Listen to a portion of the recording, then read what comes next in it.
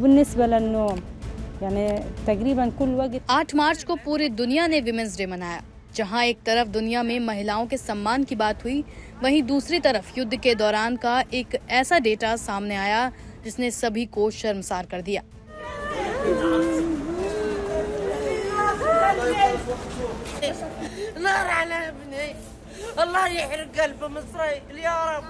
दरअसल गाजा का ये डेटा सामने आने के बाद इजराइल का क्रूर चेहरा सामने आ गया है। यहाँ की महिलाएं युद्ध अपराधों का सामना कर रही हैं।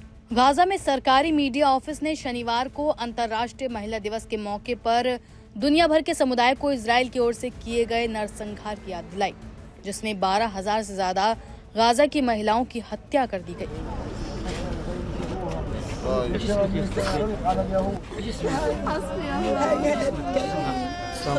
गाजा की सरकारी मीडिया की रिपोर्ट में इस बात पर जोर दिया गया था कि गाजा में इजराइल के नरसंहार ने 2000 महिलाओं और लड़कियों को विकलांग कर दिया। 162 महिलाएं संक्रामक रोगों से पीड़ित हैं और दर्जनों को हिरासत केंद्र में यातनाएं दी जा रही हैं। वहीं महिला दिवस के मौके पर ये बात भी सामने आई कि फिलिस्तीन की महिलाएं अपने मौलिक अधिकार तक नहीं पा रही हैं। इन अधिकारों में जीवन, आश्रय और सुरक्षा का अधिकार भी शामिल है। इसी रिपोर्ट की वजह से गाजा समर्थक दुनिया भर के मानव अधिकार हितैषी लोगों से आह्वान कर रहे हैं कि वो इस तरफ भी ध्यान दें। هنا كل حاجة صارت حياتنا مكشوفة عام فيش خصوصية للنساء وبالنسبة للنوم يعني तकरीबन कुल वक्त 13,000 से ज्यादा महिलाएं हुई विधवा।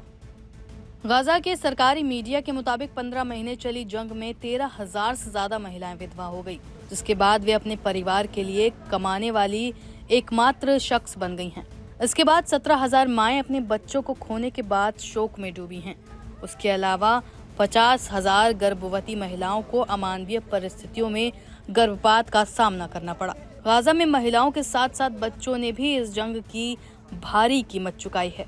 जंग में मरने वाले लोगों की संख्या 19 जनवरी तक 46,960 पहुंच गई है। 18 जुलाई 2024 को यूएन ने कहा कि अब तक 6,000 से ज्यादा फिलिस्तीनी परिवारों ने अपनी माओ को खो दिया है। ओला अवाद की रिपोर्ट के मुताबिक इस जंग में घायल हुए कुल लोगों में 69% महिलाएं और बच्चे हैं। युद्ध के महीनों के दौरान 1 लाख से ऊपर लोग घायल हुए थे।